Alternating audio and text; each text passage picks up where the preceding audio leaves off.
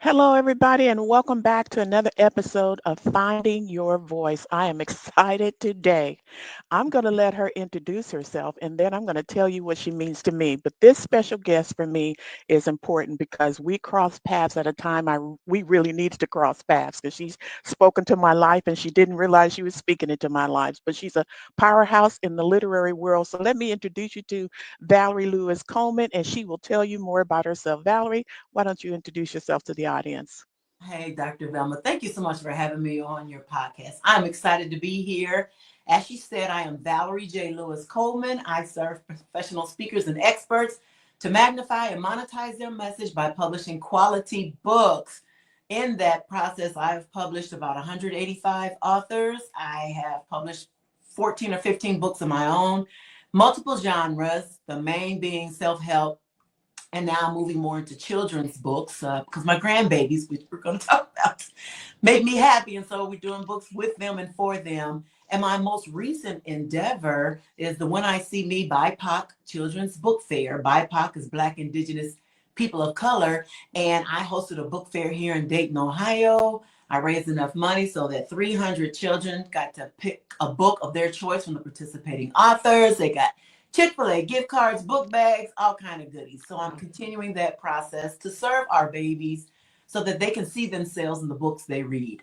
So I want them to not only enjoy reading, but enjoy reading because I see myself as a hero in this story. So that's been my newest mission, whenicme.com.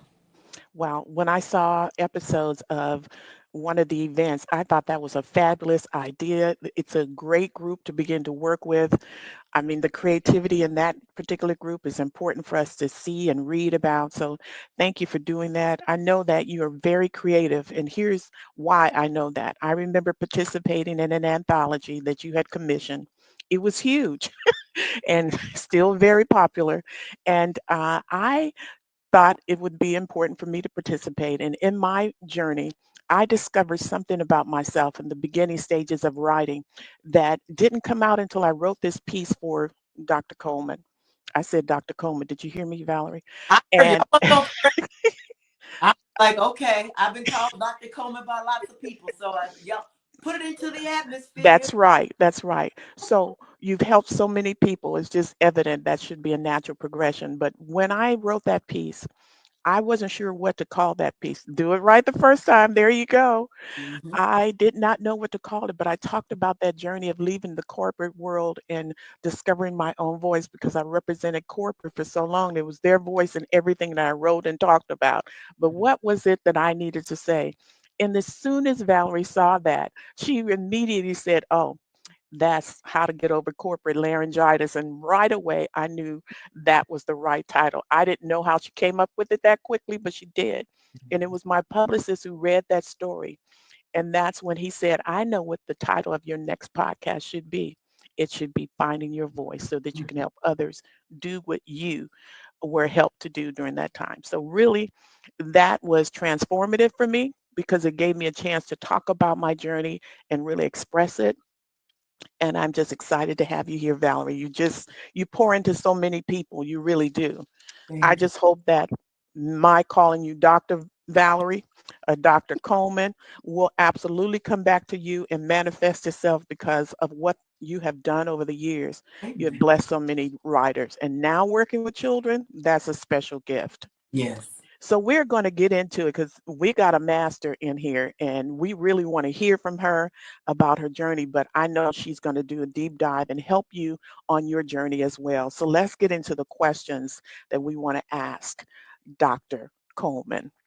And that is, what do you say with the folks who are in this literary world and they've hit a rough patch? They're struggling, there are obstacles they face because people, we talked just before the recording, people look at Dr. Coleman and they see someone very successful doing what she does very well and assume that she never has any obstacles, any problems because she's doing well. Some people even get to the mountaintop and that's when the struggles hit. Some people hit the struggles at the beginning of the journey, but it doesn't matter at which point you hit them.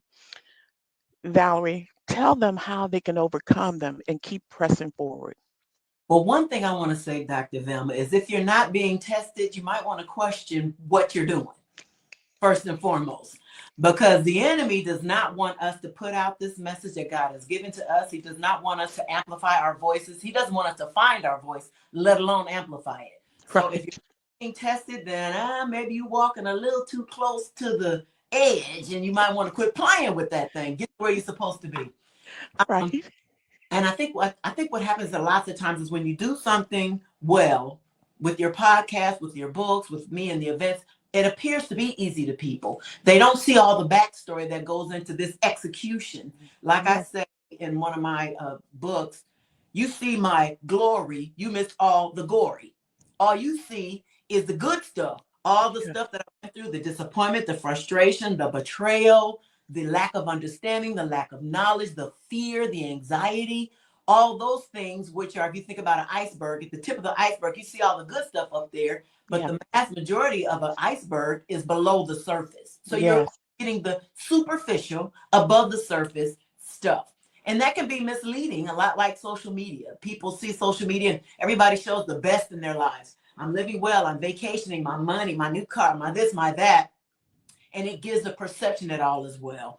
Right. So for me, when it comes to people who get frustrated or tired or overwhelmed, part of my encouragement to them is don't quit. That's right. What is your why? Why are you doing what you're doing? Is it to leave a legacy for your children? Because I tell them, don't say I want the money, because this is not the game to start with looking for money. Not that it doesn't come, but it can take years for you to make a significant income. For some Yeah. people, forever. Some people never get there. Some people get there quickly, but it's not an overnight type of That's process. true. Time to build your fan base, build your following, build your content, build your podcast. All that takes time. Start Yes. with a book, and then you move from there. Yes. But don't quit. And I think for a lot of people, it's easy to, or it appears to be easy to be an author because technology has made it easy. Amazon, all you got to do is push a button and boom, submit. You're an author. Well, okay. What Mm-mm. happened was, did you Yes. get the book professionally edited by multiple editors? Yeah. Did you professional illustrator do your illustrations, or did you do it yourself? Is your cover Do you have all the essential elements to make your book findable, searchable on internet searches? Did you use the right keywords, phrases, and metadata? Is it priced properly? Do you have companion merchandise? Because I get clients who come to me after their book is published and Val, I can't sell a book. I've been on here on Amazon for a whole year and sold 3 books. Bless your heart. Let me Wow. name of your book. I go look up. First of all, I can't find their book because their name is generic. The title is generic, Wow. no subtitle, and their name is fairly common. So that even if I put in their name, 500 books pop up. Well, I'm gonna Wow. damn, I'm not looking through 500 books to hopefully find yours. Yeah. So there's a lot that goes into the backstory of Mm-hmm. publishing a book to make sure that it lands on the top 2 or 3 pages on Amazon, including your professional name. So there's so many little bits that go into that you have to Yes. work through that. And it's best to do it right the first time, do Yes. it at the beginning, so you don't have to unload or take a book down from Amazon and then put it back up and make changes, because now you've left a bitter taste in, Wow. Yes. That's and true. and they may not want to invest in you anymore. If you didn't invest in editing, they open your book and you've got misspelled words, incorrect Yes. words, boring story. You might get them the first time, but the second time they're gonna be like, I'm good. Wow. I And don't let remember them write a review. that You is, know Cyrus's philosophy. yes. Don't let them write a bad review on you. Yes. It's a done I deal. Yeah, you got that right. It's so true. It took me a long time to learn, and one of the things that I had to do in the beginning, there is no excuse for the things that you talked about. There's so many self-help books out there. Mhm. There are rules concerning the type of book that you're writing. People don't realize I had to learn that there's rules about fiction. There's rules about nonfiction. There's rules about show, don't tell. And so if you don't know those rules, and everything that Valerie said will happen to your book because it's going to sit there. You've broken the rules, didn't take the time to understand the rules, of the genre you chose. All of that matters, and if you don't understand it, That's why you have people like Valerie Coleman can help you through the process. That's why there's a million self-help books. Matter of fact, one of my first self-help books was her book. She's got some great books out there. So I said that's one of the ways I got to know her. I ordered her book to Mhm. make sure that I can understand what it is I'm about to do. Yes, you might say God has called you to do this. And like Valerie said earlier, this is your assignment. But he's not going to read the book for you. God is not going to develop all the how-tos for you. Those are things you're going to have to do on your own and pursue what you need to know in the process. So I love your answer to that question. It's so true. Absolutely. Now, l- go ahead. You Well, I have was more to add? if he told you to do it, we know he is not a God of chaos. He is not a God of confusion. He is not a Nope. God of mess and junk. So if he called you to it, there's some level of work and commitment that Yep. you're going to have to put into it. Investing, like you said, learning and research, finding Yep. out platform, who's my audience, where's my audience, Yep. what message you want me to give to my audience. All that is necessary for your book to be successful. So just, I get people all the time, Dr. Velma, God told me to write this book. And I'm like, okay, let me see what you got. And I'm like, oh, no, this is not the version Wow. God wanted you. Wow. So let's work on elevating this to have a standard of excellence. Because if you're saying God told you to do it, and then you put it out there into the marketplace, and people are like, Hmm. God, what is this mess? We don't And want. We want to reflect that's, yep. excellence. That's not honoring God at all. Because I remember I had someone look at my social media. They were telling me how important it is to build your audience, all of that. They looked at my Instagram, and I think I had 50 people. And they said, well, how are you going to get a book out there? You've only got 50 people on your platform. It So takes time. it takes time, but you got to know that's important. If you Mhm. don't think it's important, what do you how are you going to grow your audience with 50 people on Instagram? So I'm very grateful for the insight that I was able to learn. So Valerie is spot on with what you need to know. It's not that, and who said it had to be done today? You got work to do, like she said.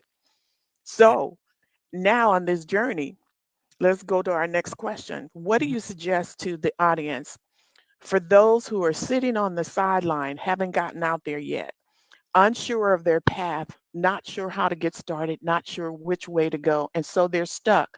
And because of all the things they don't know, they really don't know which way to go. Unlike the person who would just put a book out there, these are the people who have an assignment and have not moved out in that assignment because they don't know what to do. So, how do you encourage them who are unsure of their path?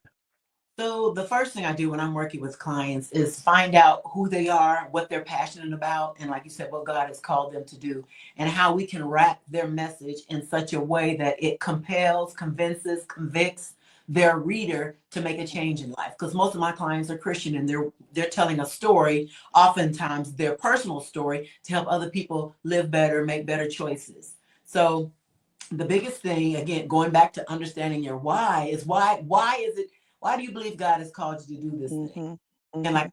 my pastor, the earth is groaning for the manifestation of your gifts. Someone's life is Yeah, going to change because you haven't done what he's called you to do. that's right. I don't want you to be the person who dies full, like Dr. Miles Monroe said, the graveyard is the richest place in the world because people die Uh-huh. with gifts. I don't want to die with my gifts in me. So I Yeah. have to do the work, because faith without works is dead. I have to do the work, commit to doing what God has called me to do. That's true. Thing I would encourage someone who's like uncertain is to find someone who can guide them either directly or Mhm. indirectly. Like what you're Yeah. doing, maybe they're not bold enough to say, Dr. Velma, will you mentor me? But Right. they will watch your podcast and they will Mhm. watch your Facebook and they will Mhm. see the venues you've been to and read and research and review your books. Those kind Yes. of ways to learn from successful people without directly being connected to them. Nothing, of Mhm. course, was saying, hey, will you mentor me through this process? That's great too. Yeah. But people need to understand that my time, your time, has a value. And if I'm That's committed true. to serving you, which is not an issue, then I will also then turn around and serve others with my message. Yep. Yep. Right? That's right. That's right. Right thing. Yeah. And so learning from other people. And I tell my clients, the social media groups are great, but you have to be careful in there because any and Yep. everybody. post stuff. They post what they think works for them or could work for them. And oftentimes it's garbage. And my girlfriend was like, you have to quit being a cyber, what she called me, a cyber troll, correcting people when they're giving misinformation. I said, girl, they are telling, it's wrong what they're saying. These people are going to give up on their dreams. They're going to spend money. One time there was a Facebook post. Do I tell my illustrator what size images I want for my book, or do I let them decide? Them decide. What? No, you don't. They can pick a non-standard size that when you try to get it published on a standardized platform, your book, it won't fit. It won't work because they Yeah. can't accommodate a non-standard book. Or you can go to a printer who will accommodate your non-standard size book and charge you an arm and a leg for it. Now, a book that should have cost you $2 or $3, you're Yeah. paying $20, and you wonder why you can't sell it. Well, you can't sell Right. it. You spent too much on it. So Wow. the author and finisher of your book, Uh-huh. then you have to be clear on the direction you want the book to go. So part of that comes in research. That's So true. again, you can research Google, you can research on Facebook, but I think the best way is to go follow someone who's doing well Mm-hmm. and maybe connect with them. Another great way to start some research on what should and could be in a book, the elements you need in a book, is to go on Right. Amazon. When Yeah. I started, I had to go to the bookstore. I took my clients to bookstores. This is how long Yeah. I, and we pulled books in the genre in which they were writing, Vanessa Miller, Uh-huh. and we pulled all the Christian fiction books, African Mm-hmm. American fiction, and I held it up. What do you like about this cover? What do you not Yeah. like? How many Yes. in the book? What's the cost of the book? Who was the Yes. illustrator? Well, not illustrator. Who was the editor? Who was the publisher? Right. What's the retail price? We look at all of those things, and we did Yes. years ago. But now you can go Mm-hmm. to Amazon and get all that information, Mm-hmm. and you can see the table of contents. You can read the first few pages. You can see Mm-hmm. publisher, editor. You can find all that information and do the research. Even with that, I suggest focusing on the books that are bestsellers, but specifically the New York Times bestsellers. Mm-hmm. Because people can do things to manipulate the ranking and look like they're really doing well when all actuality they're not. So Mm-hmm. the New York Times bestsellers, because those are verified sales through verified. Okay, you can't play that game with them. And then No. having their books and get an idea as to maybe what you should include in yours, what they don't have in theirs that you should add in yours, but you don't want to add in yours. Yes. Gives you a great opportunity to research. So do some of that kind of research. That's true. Clear your mind on what can and should be done. Attend conferences and workshops. Uh-huh. Those are a great way to learn. It's just there's a lot of ways to learn. You just have to choose what's best for you. If you want one-on-one with a mentor, then you need to reach out to a mentor. If you can learn online, self-paced, and do it that way. Yep. I love all of those things. And those are all the things I was able to tap into during my journey. I appreciate that. But I love that point about the New York bestseller because they verify the sales. That's huge. People say, That "Oh, is, go out of my books." Well, how many books did you sell? Well, I sold all the ones I brought with me. Well, how many is that? wow. It was you playing games. If you sold 10, Wow. sell 10 books, but don't make it sound like you had this grandiose 1,000 book sale. Yeah. It Yeah. just people. It's a. I get that it's a marketing ploy to an extent, but if it comes to the place of being deceptive, I don't know that that's what God wants us to do. Yes. Yes. Well, I definitely are charging ahead and hope to get that New York Oh, bestseller at some point. But I remember you said something that reminded me of my journey before I wrote the Catch series. I thought I was writing one book novel. I felt like God wanted me to write about dating and relationships and how we get it so wrong. mm, And we were prepared and trained differently back in the day. mhm, And when we made the decision to get married, we had all the training we needed in high school. mhm, Life skills were there. I knew how to balance my checkbook because there was a class for that. We knew how to manage money. We knew how to run a house. We knew how to take care of the kids, cook, all of the life skills we needed. But we had other classes that helped us to prepare for later on in life. And a lot of those things are not offered anymore. So Mm-mm. I'm watching these people make all these mistakes, and then being married when my husband was a pastor for about 10 years, sitting in pre-marriage counseling sessions, listening to people tell about their problems. And we're thinking to ourselves, we can't fix that because you're trying to marry the wrong person. So Okay. how do you take that? And I remember what you said about doing your research. I remember really being discouraged in the beginning. I'm going, God, why do you want me to write about this? This particular genre is flooded. Coming from the Christian community, a lot of Christians don't want to warm up to fiction. And I felt like that's where I needed to go. My first book was nonfiction. Mm-hmm. But then I read a blog one day, and the Christian writer wrote about the importance of the over 50 parables that Jesus wrote. And they said what people don't want to recognize is the fact those are fictional stories. That was not nonfiction. What Jesus wanted to do is he wanted to make sure he can weave a story in a way that he in- included the person's problems or challenges in there without telling them you need to change, you need to fix this. He just weaved the story in the way that the person themselves can discover themselves in the story, see their own problem, weave the story using something they were familiar with, and then he included a way of escape or how to change, but he did not tell the person at the end of the story, you need to fix this now that you know the truth. No, he left it up to them. He told the story, now it's on you to move on from there. And I said, okay, that's what I need to do. So when I wrote that very first one, I wanted to weave those stories in that way. I used fish to describe the wrong men to date. And I'm telling you, Valerie, to this day, I run into readers who says, girl, I'm still meeting men and going, are you the catfish? You act like a sturgeon. Absolutely. That's because facts, what I say, facts tell, stories sell. And in our Yes. community, we pass down our history by storytelling because we Yep. weren't allowed in one era to read and write. We weren't Yep. allowed taught how to read and write. So we pass down our history by telling stories. Yep. And it becomes more emotional. I can be more in tune. I can be more engaged in the Yeah. story.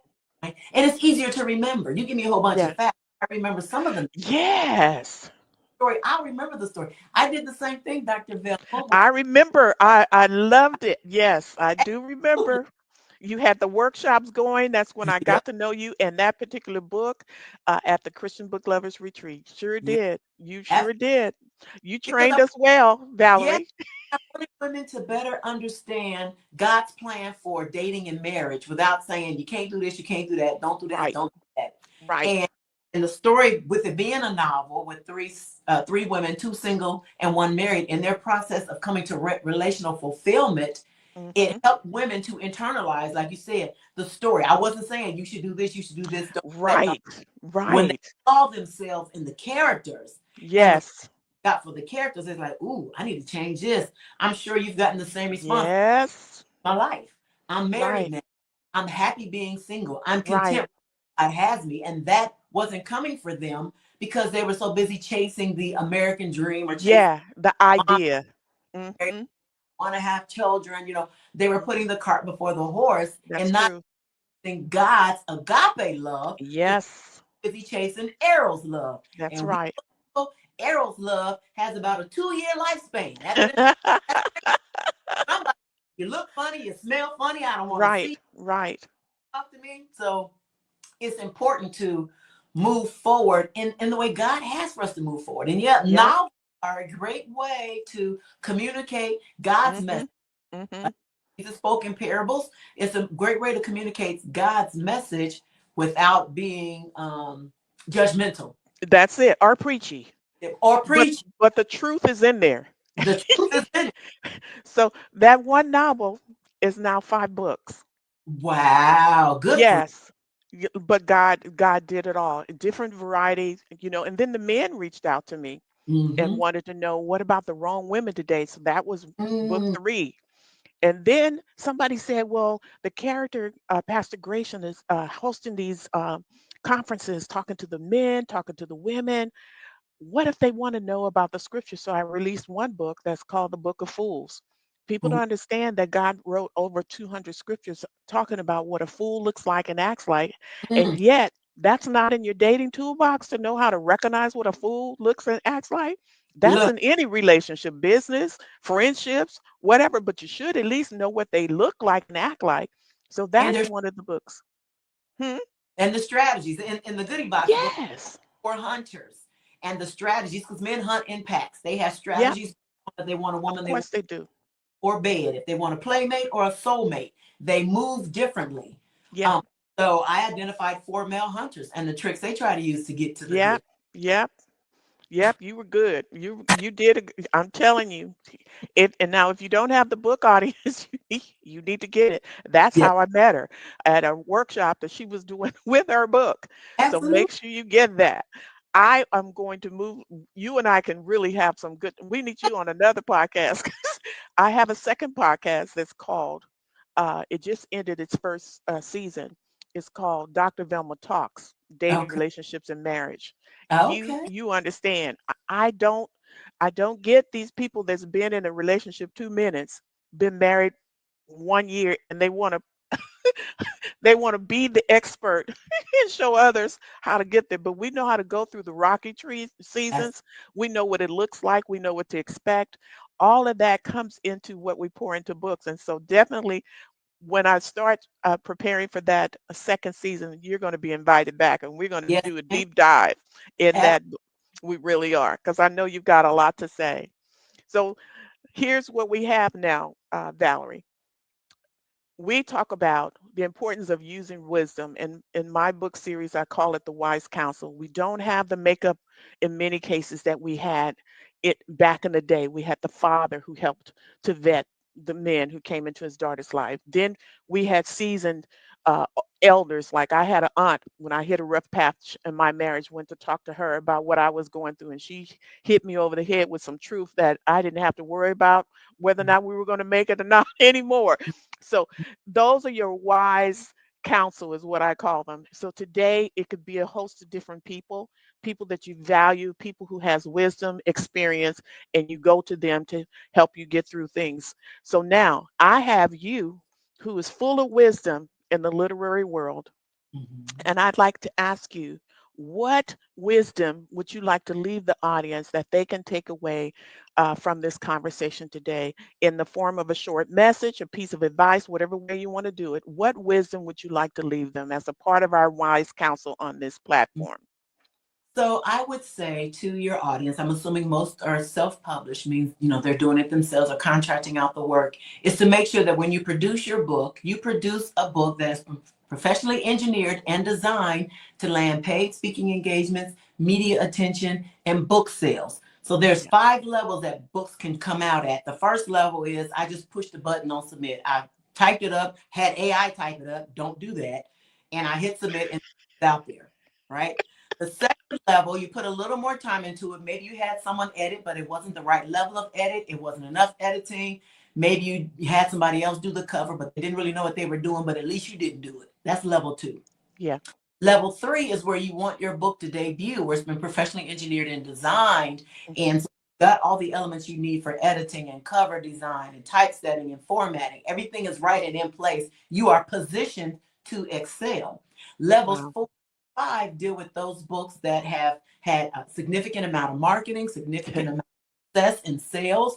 And then level 5 are books like Dr. Seuss, the Bible, that print into perpetuity. Yes. Family, if they had children, they're gonna get paid for the rest of their lives. So those Yes. that perpetually print. I skipped level 4 is like you hit a New York Times bestseller or you hit USA Today bestseller, Hmm. and you have a significant income. You have a significant success with your book. But if you don't debut at level 3, where you've produced Wow. a quality book, you'll never get to 4 and 5. No matter how much money you put into marketing, no matter how many book events you go to, no matter Yeah. how many times you ask people to buy my book, you'll never hit there because the quality and the pricing of your book won't get you there. So focus on debuting as a quality book, well written, well edited, and you can't do that by yourself. You Yeah. have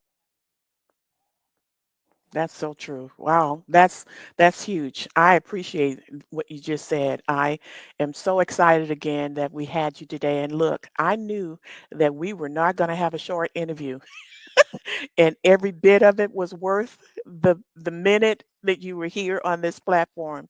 So, Valerie, Dr. Valerie J, let me get it right. Dr. Valerie J. Lewis Coleman.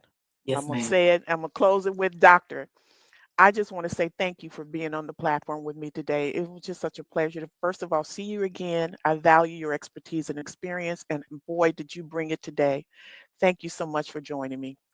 Thank you so much for having me, Dr. Velma. And please have your guests connect with me at penofthewriter.com. That's PEN as an ink pen, penofthewriter.com, based on Judges 5:14. I love the Lord. Has he heard my cry?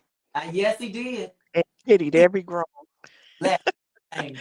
Awesome. Thank you so much. I appreciate you. And ladies and gentlemen, you heard some really juicy nuggets today. So make sure you hit the replay. This will be available as well on audio. So make sure you search and get that information, and let's make your journey easier than what you're making it out to be, because there's a route to success, just as Valerie Coleman showed you. And don't forget to get her books. She has a series that will walk you through the process. Remember, I said one of the first how-to books I ordered was one of hers. Make sure you get that. There's no excuses now. You can get off the curve, stop getting stuck, and you have a way out now, thanks to all the wonderful nuggets that Dr. Coleman has given you today. So I appreciate her, and I thank you all for listening. Stay tuned to the next episode. So please join us anytime on a Saturday when these episodes will be airing beginning in 2025. Thank you and have a great day. Bye. Be safe.